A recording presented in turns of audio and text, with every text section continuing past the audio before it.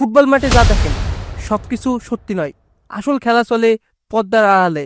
আমরা ভাবি ফুটবল মানে গোল, পাস আর ড্রিবলিং, কিন্তু বাস্তবে একটা ম্যাচ শুরু হওয়ার আগেই হয়ে যায় কোটি কোটি টাকার লেনদেন। একটি ক্লাবের আয়ের তিনটি অদৃশ্য শক্তি: স্পন্সরশিপ, যেখানে এক লোগোর সমানই $100 মিলিয়ন; ব্রডকাস্ট রাইটস, যা দেশের অর্থনীতিকেও বদলে দিতে পারে; গ্লোবাল মার্চেন্ডাইজ, জার্সি থেকে খেলোয়াড়ের নাম, সব বিক্রি হয় আবেগে।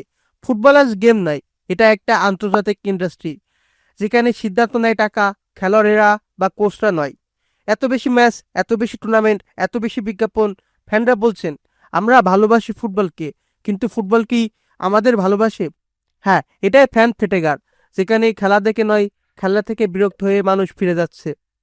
এখন একটাই বড় প্রশ্ন: ফুটবল ভবিষ্যৎ কি খেলোয়াড়দের হাতে, নাকি ব্যবসায়ীদের টেবিলে? আপনার মতে ফুটবল কি আগের মতো আছে? কমেন্টে লিখুন আপনার মতামত।